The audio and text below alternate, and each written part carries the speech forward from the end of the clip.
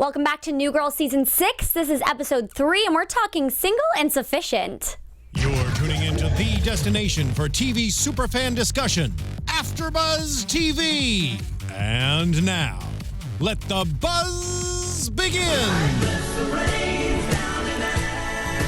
All right, so we definitely saw some electric vibes on tonight's episode with this song.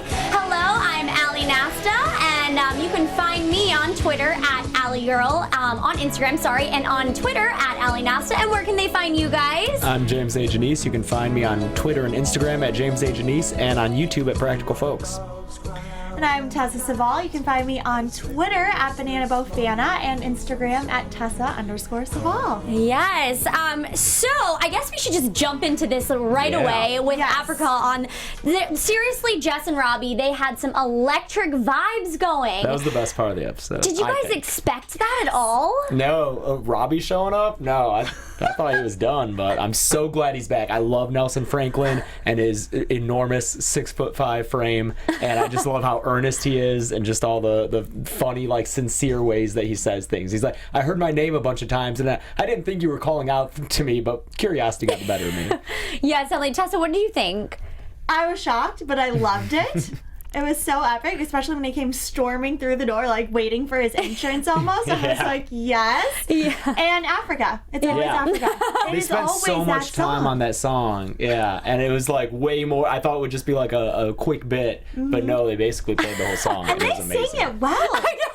I was actually getting into it. I love that she was singing the low part and he was singing the high part. And I'm really curious. I Googled for like a good 15 minutes, which is longer than you should Google any one thing, to see if he was actually singing it, and I couldn't find out that information. So if anyone out there knows if Nelson Franklin can sing, I'm curious. Please comment and let us know. Yeah. So obviously we started this episode with Glamping, and that's where we see that Cece and Schmidt need some extra people to join on their trip, and they resort to Jess. So how did you guys feel? Did you see a sense of Schmidt being a little annoyed that they had to invite Jess on the trip? Absolutely. Yeah, for sure. And it seemed kind of out of nowhere how annoyed he was immediately upon, like, I could see him getting annoyed when she's like texting the singles group, but as soon as Cece is like, I know someone we can ask, he just like gets really annoyed. Yeah, definitely. I felt like obviously Schmidt and Jess have their relationship, and it's not the closest of friends, but I've never seen him kind of get that visually annoyed with her. So I was really shocked. Tessa, what did you think? No, I completely agree. I think, well, and just the whole thing with her doing this single group too, to me, is just like, okay, you're taking this to the extreme, which is fine, but then Schmidt's also taking it to the extreme of, like, now he's married, right? And, like, this is his thing. And, like, only married couples seem to be what he wants, or just couples in general, I guess, in his little, like, group. And I just find it very comical how seriously he's taking it. Yeah, you know, that brings up a good point, because I was thinking throughout this episode how Schmidt and Cece, I feel like they're on another level, and I don't know how I feel about it, because we all have loved the group of friends as a whole, and I feel like in a way they seem to be a little bit more mature, and now they're guiding Jess on her journey to finding love. And before it was Jess helping Cece out a lot of the times. I mean, what did you think about that? I feel like in an early season, like 1 or 2, probably 1, didn't Schmidt pontificate against couples and like argue for the single life? I feel like if that wasn't explicit, it was definitely implied that he felt that way. And now that I love that, because he's found true happiness and love, now he just has to judge everyone else. It's like Schmidt always has the right way. Yes. And if you're not doing it, he's judging you. Typical Schmidt. And that leads us into a loving relationship, which is of Ally and Winston. Yes. They're finally reunited, and we're seeing them really kind of get into it, because we haven't gotten to see it. It was kind of like, oh, they're together, and then she went away. So how do you guys feel about the Ally and Winston love?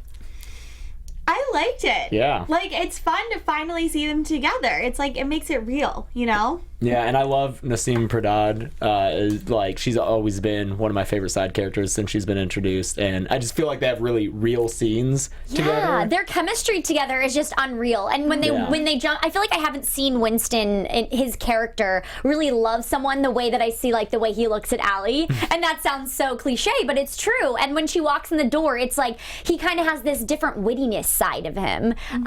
But so obviously they finally get together. They're finally, being together on this glamping trip. And did you guys sense from the beginning, after they're like, wow, 13 times, could you tell that they both were over it? Yeah, 13's the number that broke them. They could show us up at 11, right? They were like, 11 was the great. best. Yeah, go out on a high note. Although it sounds like they got to 14 in that barn, Yeah, that's true. That is really true. But yeah, so you kind of felt that they were getting at when they're like, yeah, Nick, let's see all JPEGs. Like, what's the longest route that we can get around to not having to sleep with each other again? And Nick was excited about that too, because that meant more procrastination. He was like, this is going to take so long. Yeah. Win-win situation. Yeah, which obviously, it's kind of strange. I feel like we haven't really seen Nick so far in this season. They've had him last season. He was trying to figure out how to have phone sex with Reagan, yes. And so this episode, it's all about his book and how great it was. But I also feel like we're just trying, like, they're in a way taking us so far away from the whole Jess and Nick thing again, that we're going to forget about it, and then all of a sudden it's going to come back in full force. So what is your take on that? Yeah, I'm really shocked. They still really, they had no scenes together this episode, and last episode, I don't think they did either. Did they? Just the beginning. When they were like...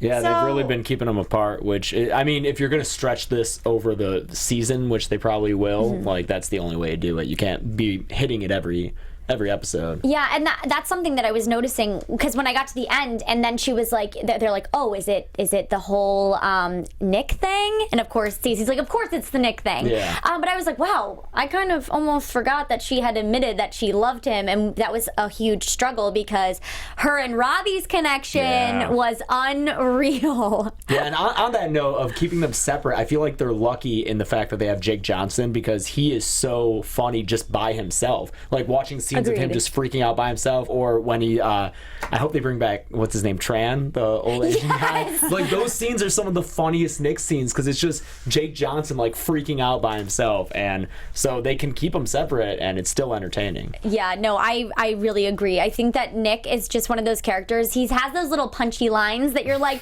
oh my gosh, you're just so cute and witty. I just can't get over it. Tess, what do you think about him? Nick? Yes. I love Nick. He's like my favorite. He's just so fun. It's hard not to love him, you know? Definitely. And obviously, he's having trouble with his book because he has no notes. No notes. No notes. This has never happened. He's like, no notes.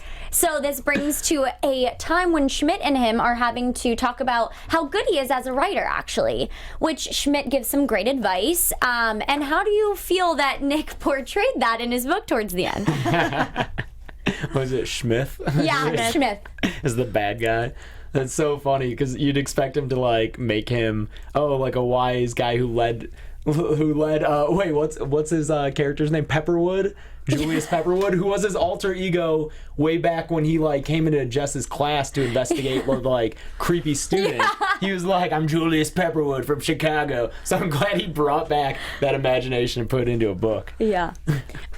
I'm impressed, honestly, that no one has no notes. Mm-hmm. Like, I didn't think Nick had it in him, right? And it's so funny because it doesn't sound like it's a good story, but apparently it's like it's blown away. I feel like when they were talking about it, he just jumped from one thing to the next. And I'm like, how does that all tie together? Like, I don't understand. Obviously, even Jess said that it was kind of good. She was reading it, and she was like, oh yeah, it kind of has some good notes in it. But so going back to Jess and Robbie, I love them. I think that they feed off of each other so well. What do you guys think?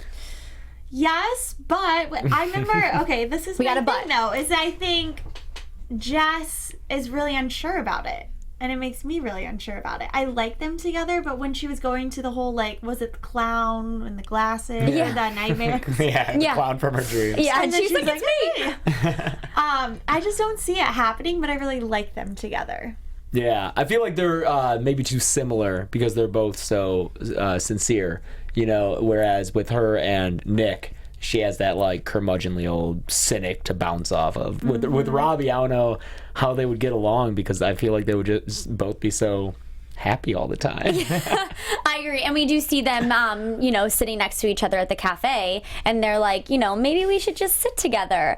And I thought that was very, it was very cutesy, and you're right, but when they were even like sitting next to each other or talking, I'm like they don't look alike, but they kind of like resemble each other. Maybe I'm like, oh, you guys are so cute. I don't know if I've decided whether I think they're cute as in like friends or cute as in like a love couple. But when they were singing together, I thought it was like Cece said, it was electric. They were doing a really great job on that. I mean, anything that keeps Nelson Franklin on the show for a while, just because, I mean, he's so funny to me. He's in Veep, hilarious in that show, and he's just a hilarious guy. Yeah. So a little bit back to Cece and Schmidt. We see them on this whole camping trip, and I just feel, like I said, I feel like they're a little bit more mature now.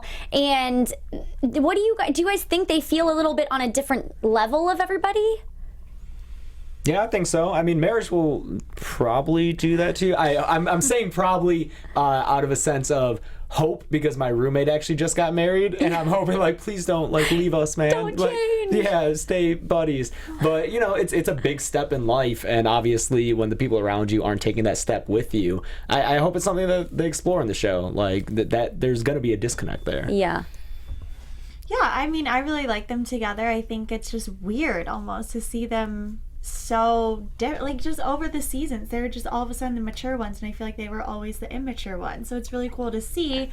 But also I'm really curious still about their house. Yes. Why is that not brought up again? No mention of the house. I was wondering that too, and they haven't even like talked about like thrown in little side bits. It's literally been it's like, when are they moving like out? They just bought a house and there's like no mention of it. Yeah, I'm wondering if maybe next episode we'll see maybe them like starting to fix it up, because that's another thing. They can't just move in. It was a disaster. They have so much to fix with it. But talking about moving into the house, maybe we should talk about some predictions. For next episode, maybe. Yes. Maybe with a sound effect. Yeah. Your AfterBuzz TV prediction. There we go. I hear it now. Okay, so Tessa, you first. Predictions. I almost just want to say what I want. Do it. You have free what range. What I want to see is Nick and Jess having some interaction again. Hopefully it's a longer one, so it's productive in some way.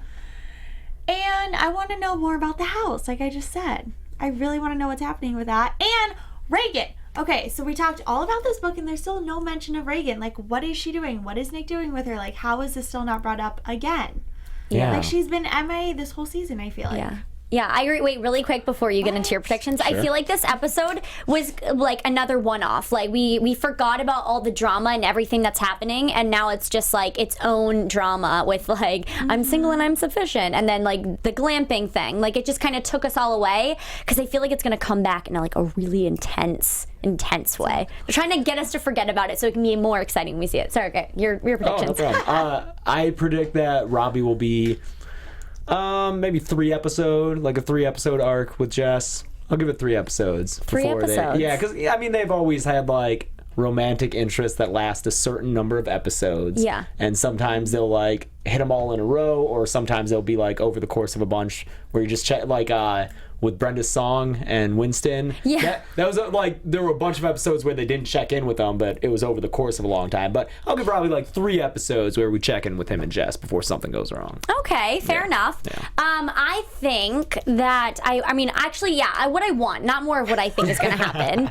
I want to see Nick and Jess really get into it. Like I want to see like more than 5 seconds of an episode with them. I want to have them have a conversation. Is it going to be where she's feeling awkward? You know what I mean? Like I want to see where she actually has grown and progressed, because last time she couldn't even like really stay in the same room with him. So I want to see that play out. And then maybe you had mentioned maybe Reagan was coming back. Maybe hopefully we can get some sort of like maybe closure for me. Like I want to know if they're gonna end, because I just don't really see them lasting. Yeah. So I guess that's my prediction. I don't see Nick and Reagan lasting, and I want to see what Jess and Nick have to offer for us. Oh, are we gonna do favorite lines? For this Yeah, episode? let's do favorite lines. I wasn't here for this first review. Was it Schmidt specific lines, or We was can it do just any. anything? We can do any favorite lines. Okay, well, Schmidt specific, I loved that it was a low-level mystery that's been driving him insane. I forget what it was. It was the retractable. The telescopic Yes. s'more thing that was in the dishwasher, yeah. I like that one too. I'll give you 5 points for that one. I loved nice, that. there's points. Yeah, maybe we should make this a whole point. Yeah. Who has the best line of the show? Oh my gosh. So many to choose from, honestly. So many to choose from. I'm trying to think. Well, Do you have one, Ally? it was it wasn't really a line, but it was an encounter when Jess and Robbie were like, yeah, I'm single and I'm sufficient, and they were like, no, not that. They're like, that says ISIS. Don't say that. You're asking people to join ISIS. They were like, oh, like it was just like it's like an iconic moment because they were like so excited, and then they just got brought down to like negative where they were at in the beginning. So that was my favorite. Like it was just like hilarious. What about you? Okay, I think it was honestly at the end when Schmidt just freaked out about his character. I just remember that so vividly. Yes. I don't know. He was just He was so upset, which we didn't really talk about. How do you guys think that he Wait, when he freaked out about what? the book when he was yeah, Schmidt. Schmidt, of course. Like he like was so Oh, now no notes? yeah. And he's like, the sad part is Schmidt was the one that was giving him all the encouragement to write this chapter. Yes, and he he got gets mean from Nick to just do that and Nick's to like, him. sorry, I can't really do anything about it. Like, Nick knows that that's gonna kill Schmidt. Like, he knows that Schmidt just wants to be loved. Yes, and it's gonna tear him down like usual. Well, guys, I think that's about it for the show today. Thank you guys so much for watching. Make sure that you subscribe, tweet us, live chat us, comment, and we will make sure to get back. I'm Ally Nasta. You can find me on Twitter at Ally Nasta. And where can they find you, James? James A. Janisse on Twitter and Instagram. Practical Folks on YouTube. Tessa Cavel on Instagram. Alrighty, thanks guys so much. We'll see you next week. Bye. From executive producers Maria Menounos, Kevin Undergaro, Phil Svitek, and the entire AfterBuzz TV staff, we would like to thank you for listening to the AfterBuzz TV network. To watch or listen to other after shows and post comments or questions, be sure to visit AfterBuzzTV.com. I'm Sir Richard Wentworth, and this has been a presentation of AfterBuzz TV. Buzz you later. The views expressed herein are those of the hosts only and do not necessarily reflect the views of AfterBuzz TV or its owners or principals.